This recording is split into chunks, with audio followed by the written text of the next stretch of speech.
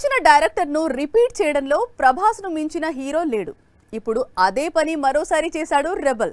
Already sets పై ఉన్న సినిమాకు సంబంధించిన డైరెక్టర్ షాట్ బాగా తీస్తున్నాడని, మూవీ బాగా వస్తోందని అర్థమైంది. అంతే, ఇంకో సినిమా చేద్దామంటూ ఆఫర్ ఇచ్చాడట. మార్చ్ 21న రీ రిలీజ్ అవుతుంది సలార్. అడ్వాన్స్ బుకింగ్ నెక్స్ట్ లెవెల్లో ఉంది. ప్రభాస్ ప్రశాంత్ నీల్ కాంబోకు ఉన్న క్రేజ్ ను మరోసారి లైవ్ లో చూపిస్తోంది. అందుకే ప్రభాస్ ప్రశాంత్ నీల్ తో సలార్ సీక్వెల్స్ కాకుండా మరో సినిమా చేస్తాను అని మాట ఇచ్చాడు. ఇప్పటికిప్పుడు కాకపోయినా ఫ్యూచర్ లో మాత్రం ఈ కాంబినేషన్ లో పవర్ఫుల్ మూవీ ఫిక్స్. ఒక్క ప్రశాంత్ నీల్ తో మాత్రమే కాదు, రాజమౌళితోనూ ప్రభాస్ మరో సినిమా చేయాల్సి ఉంది. ఇది బాహుబలి 3 కూడా కావచ్చు, లేదా రాజమౌళి దగ్గర మరో కథ ఉంటే ఆ సినిమానే తెరకెక్కవచ్చు. ఇక నాగ్ అశ్విన్ తో కూడా కల్కి సీక్వెల్ కోసం ప్రభాస్ వర్క్ చేయవలసి ఉంది.